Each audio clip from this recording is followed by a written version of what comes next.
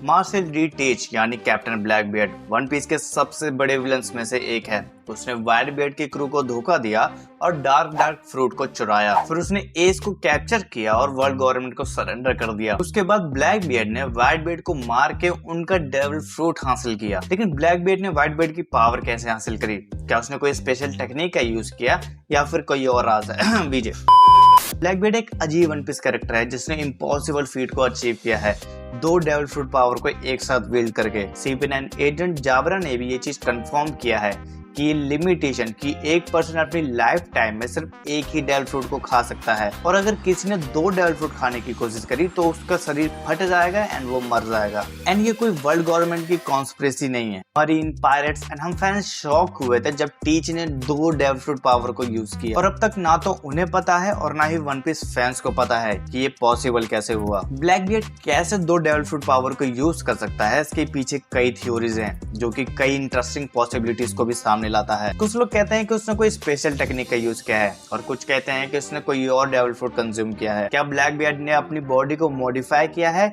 या फिर कोई और राज है?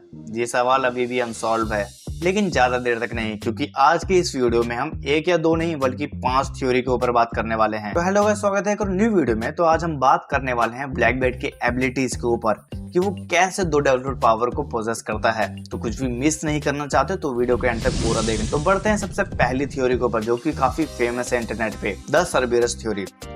वन पीस कम्युनिटी में एक पॉपुलर थ्योरी है द सर्बेरस थ्योरी, जो कहती है कि ब्लैकबियर्ड ने डार्क फ्रूट से पहले एक और डेविल फ्रूट खाया है, खास तौर पर मिथिकल जोन फ्रूट, जिसे डॉग फ्रूट मॉडल सर्बेरस कहते हैं। थ्योरी के हिसाब से मिथिकल सर्बेरस के 3 हेड की तरह जो इंडिपेंडेंट थॉट रखते हैं, टीच भी 2 या उससे ज्यादा डेविल फ्रूट का यूज कर सकता है। इस थ्योरी का जस्टिफिकेशन ब्लैकबियर्ड और उसके एक्शन से आता है, जो अक्सर नंबर 3 के आसपास रिवॉल्व करते हैं। ये थ्योरी बताती है कि ब्लैकबियर्ड ने कैसे 2 डेविल फ्रूट पावर को विल्ड किया है, और ये उसकी पावर को और भी इंटरेस्टिंग बनाता है। तो ब्लैकबियर्ड के बारे में कुछ इंटरेस्टिंग फैक्ट हैं जो सर्बेरस थ्योरी को सपोर्ट करते हैं। सबसे पहले उनका जॉली रॉजर फ्लैग, जो शिप के कैप्टन को रिप्रेजेंट करता है। उसके फ्लैग में स्टैंडर्ड स्कल और क्रॉसबोन के साथ 3 स्कल हैं जो एक दूसरे के पास में हैं, बिल्कुल सर्बेरस की तरह। फिर उसके वेपन ऑफ चॉइस को भी देखें तो वो एक 3 ब्लेडेड क्लॉ को विल्ड करता है, जो उसने व्हाइट बियर्ड पायरेट में ज्वाइन होने के बाद से यूज किया है। ये क्लॉ सैंक्स की लेफ्ट आई पर फेमस स्कार देने के लिए रिस्पॉन्सिबल है। एक और इंटरेस्टिंग फैक्ट है कि ब्लैकबियर्ड 3 पिस्टल को यूज करता है और उसके 3 ही दांत गायब भी हैं। और सबसे इम्पोर्टेंट बात, वन पीस के वर्ल्ड में एक एक्चुअल सर्बेरस भी एग्जिस्ट करता है, जो इस थ्योरी को और भी क्रेडिबिलिटी देता है। बढ़ते हैं अपनी सेकंड थ्योरी की तरफ,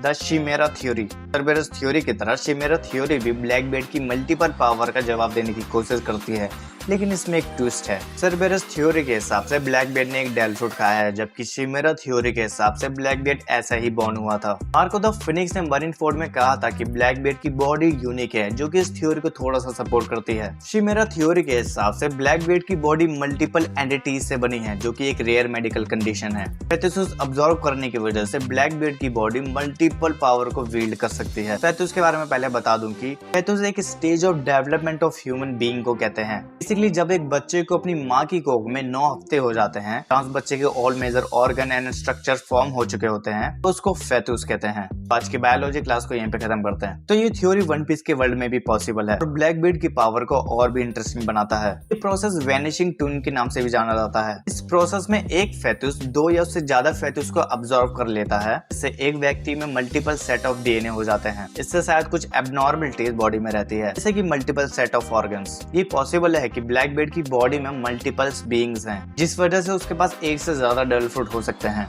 अगर एक व्यक्ति के पास सिर्फ एक डेविल फ्रूट हो सकता है और ब्लैकबियर्ड मल्टीपल लोगों से बना है, तो ये इंटायरली पॉसिबल है कि ब्लैकबियर्ड की बॉडी में उतने डेविल फ्रूट हो सकते हैं जितने लोग उसमें हैं। एंड मे बी शायद इसीलिए जब नामी ब्लैकबियर्ड को हिम कह के पॉइंट आउट करती है, तो लूफी और जोरो ब्लैकबियर्ड को दैम कह के पॉइंट आउट करते हैं। अब देखो, हमें पता है कि ब्लैकबियर्ड का क्रू भी वहाँ पे था, इसलिए जोरो एंड लूफी दैम बोलते हैं। ओडा की तरफ से ये एक फोरशैडोइंग हो सकती है ब्लैकबियर्ड की यूनिक बॉडी को लेके, लेकिन ये थ्योरी थोड़ी ज्यादा अनबिलीवेबल लगती है। तो बढ़ते हैं अपनी तीसरी थ्योरी की तरफ, द डार्क डेविल फ्रूट। ये वन पीस थ्योरी यूनिक है क्योंकि ये ब्लैकबियर्ड की बॉडी की वजह से मल्टीपल डेविल फ्रूट की पावर को यूज करने के आइडिया को सीधा रिजेक्ट करती है। इसकी वजह ये थ्योरी डार्क फ्रूट पर फोकस करती है, जो ये समझाने में मदद करती है कि ब्लैकबियर्ड ने हैच को क्यों मारा। ब्लैकबियर्ड ने एज से से लड़ने के बाद कहा था कि डार्क फ्रूट एक यूनिक डेविल फ्रूट है जो लोगिया टाइप में भी अलग है। ये फ्रूट ब्लैक बियर्ड को एलिमेंटल इंटेग्रिबिलिटी नहीं देता जिसके लिए लोगिया टाइप फेमस है एंड एक्चुअल में उसको उससे कहीं ज्यादा डैमेज पड़ता है,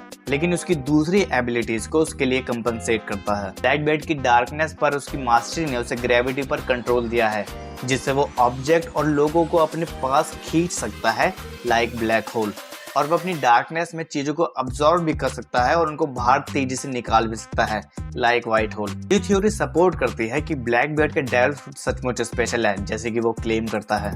डार्क फ्रूट की सबसे बड़ी पावर ये है कि वो किसी दूसरे डेविल फ्रूट की पावर को फिजिकल टच से बंद कर सकता है, जैसे कि ब्लैक बियर्ड ने एज के साथ पहले लड़ाई में किया था। कई फैंस के हिसाब से ये पावर या उसके एक्सटेंशन ने ब्लैक बियर्ड को व्हाइट बियर्ड की डेविल फ्रूट एबिलिटी को लेने की अनुमति दी होगी। बेसिकली दूसरों के डेविल फ्रूट की एबिलिटी लेना ये भी डार्क फ्रूट की एक एबिलिटी होगी। अगर ये सच है तो ये थ्योरी समझाने में मदद करती है कि क्यों ब्लैक बियर्ड इस डेविल फ्रूट के पीछे पड़ा हुआ था। इसके लिए उसने व्हाइट बियर्ड की शिप पर डेकेड्स तक इंतजार किया था। ब्लैक बियर्ड ने खुद एडमिट किया था कि उसने इस डेविल फ्रूट को ढूंढने के लिए उसने काफी लंबे समय तक वेट किया था। तो बढ़ते हैं अपनी फोर्थ थ्योरी की तरफ, द कैनिबलिज्म थ्योरी।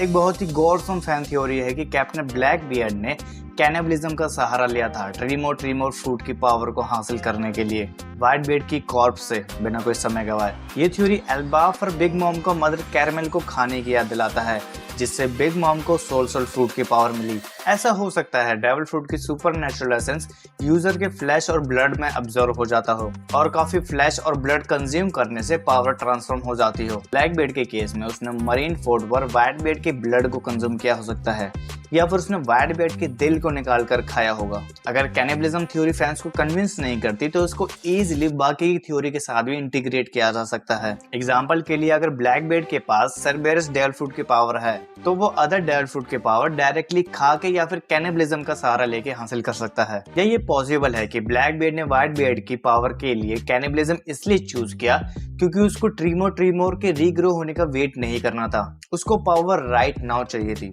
और वन पीस में अभी तक बिग मॉम और ब्लैक बियर्ड के अलावा किसी ने कैनिबलिज्म का यूज नहीं किया डेविल फ्रूट की पावर को हासिल करने के लिए, क्योंकि ट्रांसमिशन मेथड शायद ही किसी को पता होगा। बिग मॉम ने तो एक्सीडेंटली इस मेथड को डिस्कवर किया था एंड ब्लैक बियर्ड कितना बड़ा लस्सा नहीं है तो हम सबको पता ही है। किसी तरह उसको पता चल गया होगा कि किस बॉडी पार्ट को खाने से उसकी डेविल फ्रूट की पावर को हासिल किया जा सकता है। नहीं, तुम जो सोच रहे हो वो पार्ट नहीं है। फिर बिग मॉम ने मदर कैरमेल से पावर कैसे ली होगी? तो बढ़ते अपनी लास्ट थ्योरी की तरफ, the octopus theory.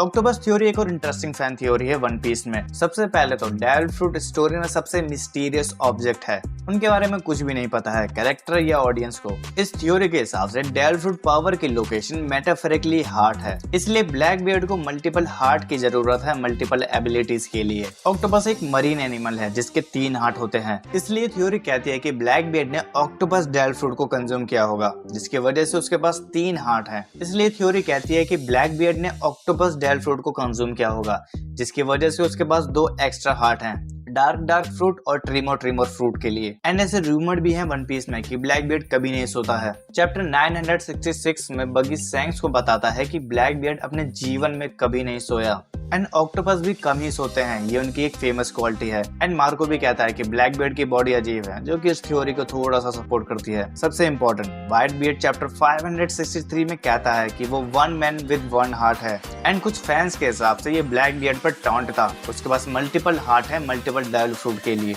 And personally मेरे को नहीं लगता कि इस थ्योरी में दम है कि डेविल फ्रूट की पावर हार्ट में स्टोर करती है। रीजन बीइंग, अगर आपको याद हो तो डेविल फ्रूट की एबिलिटी नॉन लिविंग थिंग को भी दी गई है एंड इस लॉबी में एक सॉर्ड को जोन टाइप डेविल फ्रूट की एबिलिटी दी गई थी एंड सॉर्ड के पास कोई हार्ट नहीं होता आई गेस, या फिर ये कोई प्लॉट हॉल है। खैर इस वीडियो कहीं पे एंड करते हैं। अगर आपको वीडियो पसंद आई है तो उसे लाइक एंड सब्सक्राइब कर देना। एंड इनमें से आपको कौन सी थ्योरी के सच होने के चांसेस ज्यादा लगते हैं या फिर आपकी अपनी कोई थ्योरी है तो कमेंट में जरूर बताएं। मैं मिलता हूँ आपको नेक्स्ट वीडियो में।